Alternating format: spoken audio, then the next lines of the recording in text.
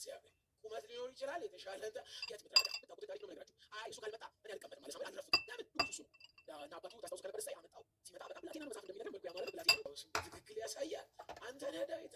በቃ እግዚአብሔር በህዝብ ላይ ንጉስ እንድትሆን ሾመ፣ ቀባው። ከምንም መጥቶ ለንግስና ታውቁ እንደሆነ ቅባቱ እንደው በህዝቡ ፊት ብቻ እንዲቆም አልነበረ። ሁለተኛ የሚመጣ ሌላ እውነተኛው ንጉስ አለ።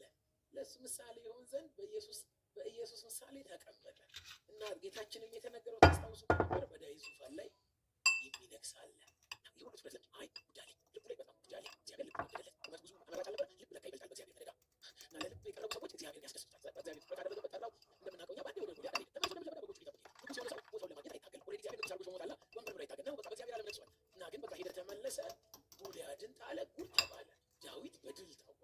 የመጣለት ድል ግን በድል እንዲቀጥል አዳዲስ ምዕራፎችን አልሰጠው። ወዲያውኑ ከዱር ወደ ቤተ መንግስት አመጣው። ጋሻ ጃግሬ አደር አብቂኝ ውስጥ ገባ። ንጉሱ ጣልቹት እንደሆነ አንድ በግ ሲጠብቅ የነበረ ሰው እግዚአብሔር ፈልጌ ነው ለንግስና ብሎት እሺ ብሎ መጥቶ ተቀብቶ እና ግን እያለፈበት ያለው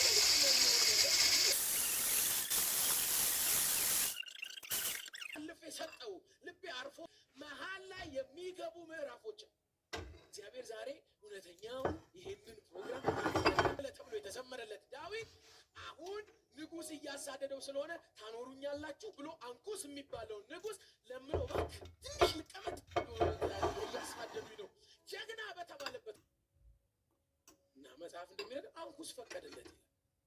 አንኩስ ያስወጣ ያስገባው ነበር። አንኩስ ማለት ንጉስ ነበር።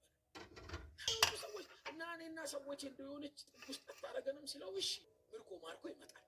ከዛ አንኩሉ አልኩ ይለዋል። ድሉን ግን አይነግረውም ነበር። ከዛ አሁንም በማግስቱ እና በዚህ በኩል ሄዶ እየበረታ መጣ። ተነቀቃል። እንዳትሸነፉ ብቻ ሳይሆን እንዴት እንድታሸንፉ ራሱ ይመርጥላችኋል። አሜን።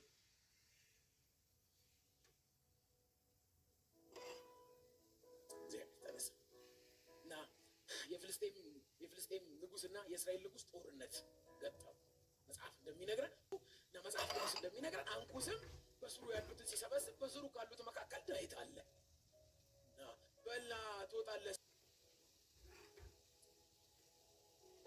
መጽሐፍ እንደሚነግረን ማንም የገዛ ህዝቡን እግዚአብሔር እንዲነግስ በፈለገው ከተማ ላይ እና ጦር ይዞ መጣ፣ ሰራዊት ይዞ መጣ።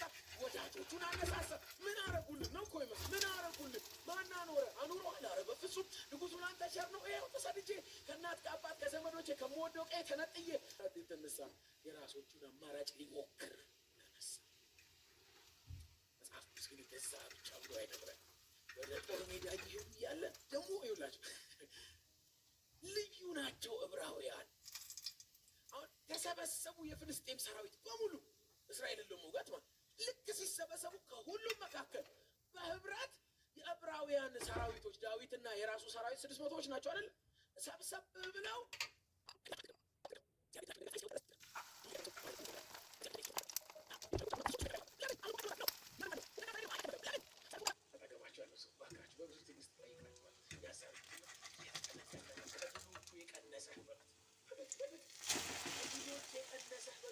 አንዳንድ ምስጋና ከሚመስሉ ነገሮች አንዳንድ መልስ ከሚመስሉ እንኳን ቀነሰ፣ ሌላ የተሻለ አለ።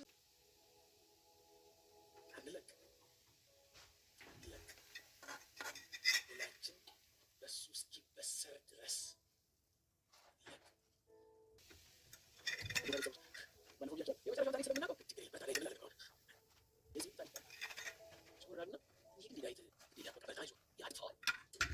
የእግዚአብሔር መገኘት የብዙዎችን መጉደል ያፈለገ አይለንም።